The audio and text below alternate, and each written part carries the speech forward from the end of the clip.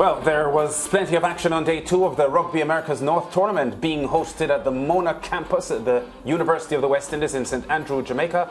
The senior women's 12s tournament got underway with a clash between the hosts and Trinidad and Tobago. The Jamaicans scored 2 tries en route to a 10-5 victory. Now let's have a look at some of the results of the matches completed so far on day 2. Bermuda 13-0 over TNT.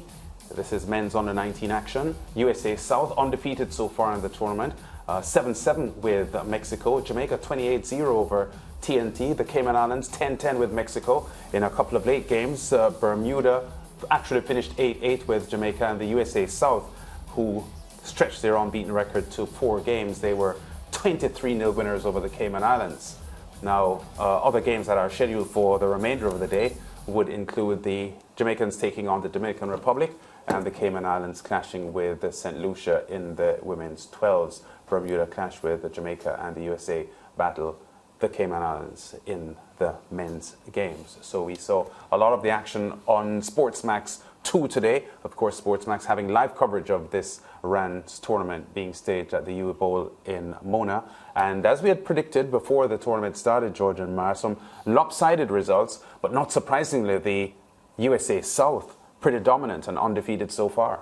Yeah, the USA South team, of course, a cut above the rest, and you can see from, the manner in which they play. I was listening to some of the press conferences from their coach, and of course they had similar restrictions too because of COVID-19, just like the other coaches were saying. But the USA team, this team has been in planning and working for some time now, so it's not like our Caribbean teams where, it's been a little more difficult getting rugby players to get involved in the sport. So USA definitely a cut above the rest. There were a couple upsets as well, 2 lands, which shows that, the sport isn't just limited to one country.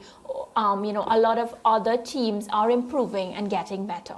Well, what is true is that the USA South, teams like that, would have a lot of players in their ranks who would have or will play rugby at the collegiate level or at the tertiary level. So there is a direct throughput of talent from that stage to this level, and they benefit from that. And of course, aligned with their resources, the resources that they're able to call upon under normal circumstances, and especially during the COVID restrictions, they would be better placed than most teams to be able to function at a higher level. What is true is that if you put the USA South against the best from other parts of the world, they would be competitive, but the results would be as lopsided as them, USA South, being against these Caribbean teams. So it's a resource issue. It's also, as I said, the development of USA South and their rugby far advanced relative to the Caribbean teams.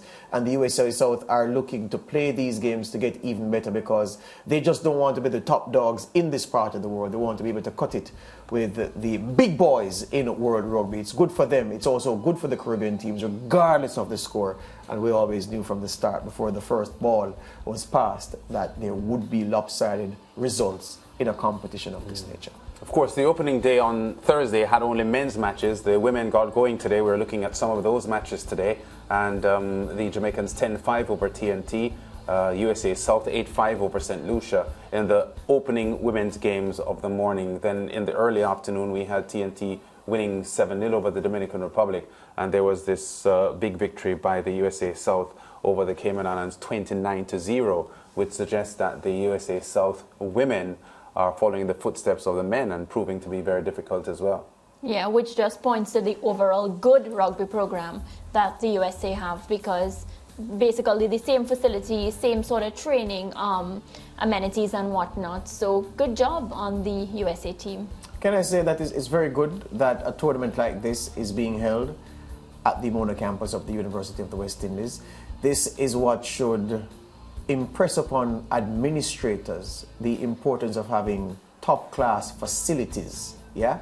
And yes, we know that in some places the facilities would be even better than they are at UWI Mona. But I think it's good that the institution is in shape enough to have been able to be considered to host something like this and to actually be pulling it off. I think it's not an insignificant point, because when you look at what's available for tennis on the Mona campus, what's available for volleyball, what's available for football, track, the Usain Bolt Stadium is there, what's available for football at any time under any conditions on the UWI-JFF Captain Horace Burrell Centre of Excellence, which is just up the road. I think it's a credit to the institution that they managed to land this.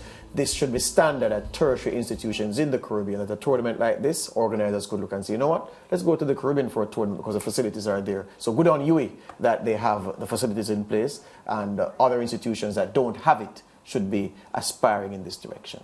Yeah, let's take a quick break. We'll be back.